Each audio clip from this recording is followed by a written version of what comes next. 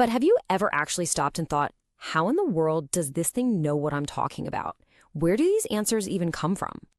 I mean, you type in a question and bam, this super coherent, almost spooky good answer pops up. It really can feel like magic, can't it? Like you're chatting with a real person. But is that what's actually happening behind the curtain? Well, let's find out.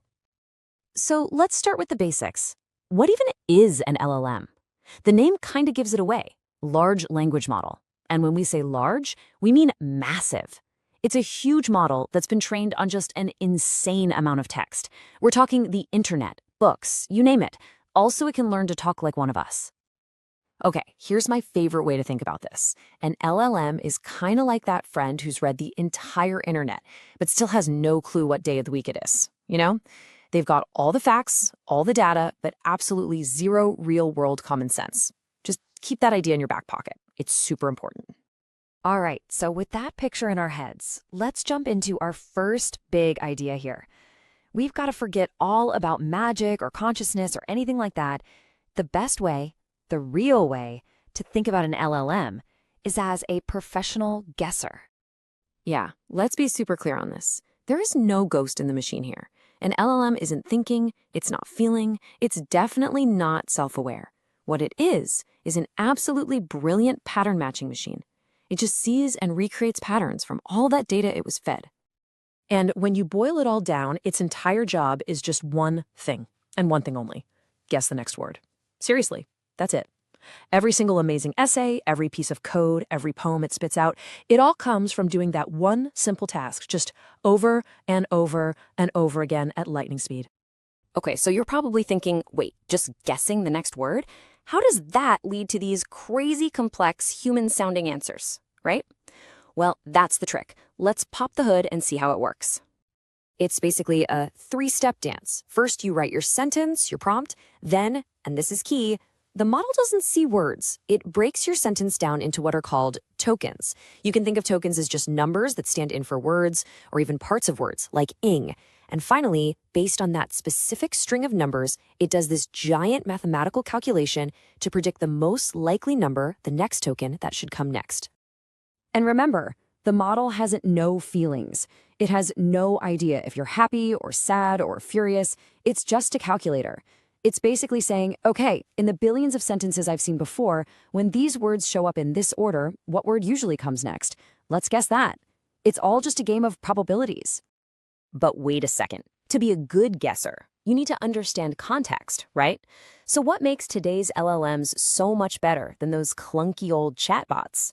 Well, the secret sauce, the real game changer, is something called the transformer architecture. This is its superpower. So here's the huge difference. Old models, they read a sentence word by word. It's like trying to understand a movie by looking at it through a keyhole. By the time they got to the end of a long sentence, they'd totally forgotten the beginning. But transformers, they look at the entire sentence all at once. They see the whole picture and can figure out how every single word relates to every other word, no matter where it is. And the magic piece of tech that lets them do this is called attention. It's pretty much what it sounds like. It's the model's ability to decide which words in your prompt are the most important for guessing what comes next.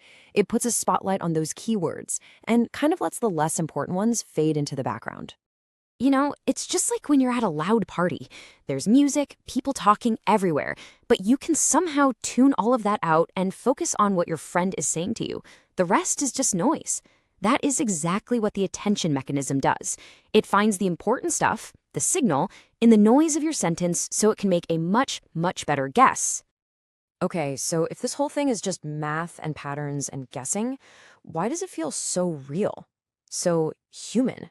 Why do we get this powerful feeling that it actually gets us? Well, it really comes down to three big things. First, the sheer amount of training data is just astronomical. It's seen more human conversation than any of us ever will.